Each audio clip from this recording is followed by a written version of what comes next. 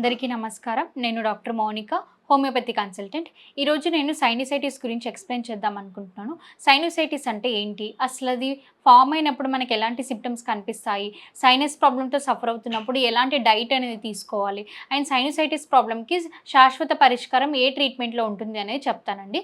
So, first of all sinusitis. Sinusitis అనేది ఇది యూజువల్‌గా మనకేంటంటే లైక్ రెస్పిరేటరీ ప్రాబ్లమ్ అండి. అంటే ఇది మనకేమవుతుందంటే మన ముక్కులో పారానైజల్ సెప్టమ్ అనేది ఉంటుంది. సో, అక్కడ మనకేమవుతుందంటే మనకి 2 ఏవైతే గాలి తీసుకునే రంధ్రాలు ఏవైతే ఉంటాయో దాంట్లో మనకి ఇన్‌ఫ్లమేషన్ అనేది ఫార్మ్ అవుద్దండి. సో, ఆ ఇన్‌ఫ్లమేషన్ వల్ల మనకి ఈ సైనసైటిస్ అనేది ఫార్మ్ అవుతూ ఉంటుంది. అంటే యూజువల్‌గా చెప్పాలి అంటే మన ఫేస్‌లో ఎయిర్ సాక్స్ అనేటివి ప్రెజెంట్ అయి ఉంటాయి. అంటే గాలి రంధ్రాలు అనేటివి ఉంటాయి. వాటిలోకి ఎప్పుడైతే కఫం లాంటిది వెళ్ళి అంటే మ్యూకస్ అంటాం దాన్ని. ఎప్పుడైతే అది వెళ్ళి అందులో చేరుతుందో అప్పుడు మనకి ఆ హోల్స్ అనేటివి, ఆ ఎయిర్ సాక్స్ అనేటివి మొత్తం ఈ మ్యూకస్ వల్ల ఫిల్ అయిపోయి ఉంటుంది. సో, అలా ఫిల్ అవ్వడం వల్ల మనకి ఈ సైనస్ ఫార్మేషన్ అనేది ఫార్మ్ అవుతుంటుంది. యూజువల్‌గా మనకి సైనస్ ఫార్మ్ అయినప్పుడు మనకి ఎక్కువగా ఏంటంటే తల నుదిటి భాగంలో కానీ, ఫోర్‌హెడ్ రీజియన్‌లో కానివ్వండి, ఆసిపిట్ రీజియన్‌లో కానివ్వండి, వర్టెక్స్ రీజియన్‌లో హెడ్‌ఏక్ అనేది ఎక్కువగా వస్తూ ఉంటుంది. సో, దీన్ని మనం సైనసైటిస్ అని చెప్పేసి అంటూ ఉంటాం. నెక్స్ట్ వచ్చేసి మనకి సైనస్ అనేది 5 రకాలుగా ఉంటుందండి. ఫస్ట్ వన్ వచ్చేసి మనకి acute maxillary sinusitis, chronic maxillary sinusitis, frontal sinusitis, sphenoid sinusitis, ethmoidal sinusitis. ఇవి ఇన్ని రకాలుగా ఉంటాయి. మనకి సైనసైటిస్ అనేది 5 రకాలుగా ఉంటాయండి. నెక్స్ట్ వచ్చేసి మనకి సైనసైటిస్ రావడానికి ఎలాంటి రీజన్స్ అంటే ఎలాంటి కారణాల వల్ల మనకి సైనసైటిస్ ప్రాబ్లమ్ అనేది వస్తుంది. ఫస్ట్ ఆఫ్ ఆల్ మనకేంటంటే జెనెటికల్ హిస్టరీ ఏదైనా ఫ్యామిలీ హిస్టరీ ఉంటే గనుక దానివల్ల మనకి సైనసైటిస్ ఫార్మ్ అవ్వడానికి ఛాన్స్ అనేది ఉంటుంది. నెక్స్ట్ వచ్చేసి మనకి క్లైమాటికల్ చేంజెస్ అంటే మనకి యూజువల్‌గా మనం ఎక్కువగా చల్లగాలి వాతావరణంకి ఎక్కువ ఎక్స్‌పోజ్డ్ అయితే గనుక మనకి క్లైమాటికల్ చేంజెస్ వల్ల కూడా వచ్చే ఛాన్సెస్ అనేటివి ఉంటాయి. నెక్స్ట్ వచ్చేసి మనం తీసుకునే డైట్ మనం చల్లటి పదార్థాలు కానివ్వండి, ఫ్రిడ్జ్‌లో పెట్టినవి లైక్ ఐస్ క్యూబ్స్ లాంటివి కానివ్వండి, ఫ్రీక్వెంట్‌గా అటువంటివి ఏమైనా తీసుకుంటే గనుక దానివల్ల కూడా వచ్చే ఛాన్స్ అనేది ఉంటుంది.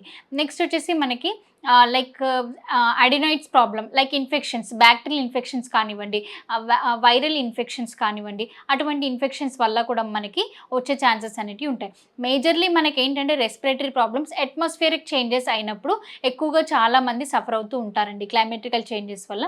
సో, ఇలాంటి రీజన్స్ వల్ల మనకి సైనసైటిస్ అనేది ఫార్మ్ అవుతూ ఉంటుంది. నెక్స్ట్ వచ్చేసి మనకి సైనసైటిస్‌లో ఎలాంటి సింప్టమ్స్ కనిపిస్తాయి బయటికి అంటే కనుక యూజువల్లీ మనకి నోస్ బ్లాకేజ్ అనేది ఉంటుందండి. నెక్స్ట్ వచ్చేసి రన్నింగ్ నోస్ ఉంటుంది, కోల్డ్ ఉంటుంది, కఫ్ ఉంటుంది.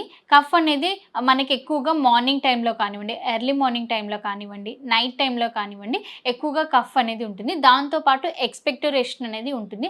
అంటే తెమెడ లాంటిది మనకు కనిపిస్తూ ఉంటుంది. తెమెడలో కూడా మనకేంటంటే స్ఫూటంలో కూడా కలర్ చేంజెస్ ఉంటాయి. కొంతమందికి యెల్లో కలర్‌లో వస్తుంది. కొంతమందికి వైటిష్ కలర్‌లో వస్తుంది. కొంతమందికి మిల్కీ కర్డిష్ కలర్‌లో వస్తుంది. కొంతమందికి రెడ్డిష్ కలర్‌లో అంటే రెడ్ బ్రౌనిష్ కలర్‌లో కూడా స్ఫుటం అనేది ప్రెజెంట్ అయి ఉంటుంది. సో, మనకేంటంటే అది మనకి సైనసైటిస్ సివియారిటీని బట్టి సో, మనకి మ్యూకస్ ఎక్స్‌పెక్టరేషన్ అనేది కూడా సివియారిటీ డిఫరెంట్‌గా ఫార్మ్ అవుతూ ఉంటుంది.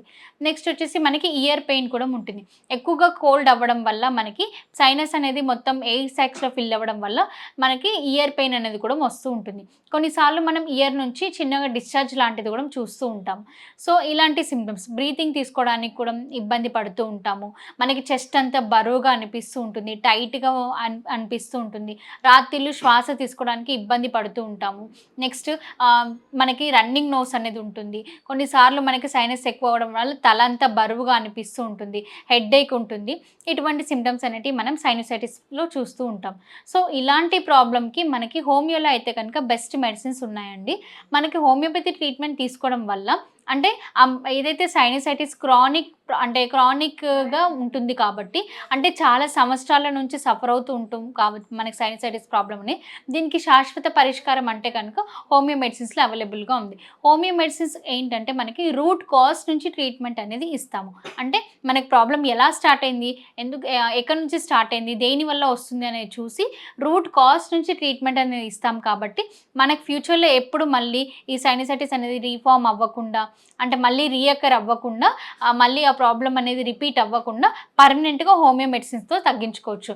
సైనస్ ఫామ్ అయినప్పుడు చాలామంది సైనసైటిస్కి సర్జరీస్ లాంటివి చేయించుకుంటుంటారు.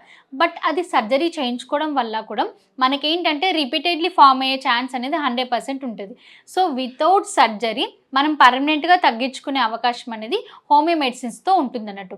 అంటే ఎలాంటి సర్జరీ లేకుండా రూట్ కాజ్ నుంచి ట్రీట్మెంట్ అనేది ఇస్తాం కాబట్టి సో హోమియోపతి మెడిసిన్స్ అనేవి అలా వర్క్ చేస్తూ ఉంటాయి. సో మళ్ళీ ఫ్యూచర్లో ఎప్పటికీ రిపీట్ అవ్వదు. సో ఎవరైనా ఈ ప్రాబ్లంతో సఫర్ అవుతూ ఉంటే కనుక మీరు మా మెడినైన్ హాస్పిటల్కి సంప్రదించండి. మీకు మా డాక్టర్స్ ఇక్కడ మెడిసిన్స్తో పాటు డైట్, ఎక్సర్సైజ్, ఇమ్యూనిటీ గురించి కూడా ఎక్స్ప్లెయిన్ చేస్తారండి. Thank you so much.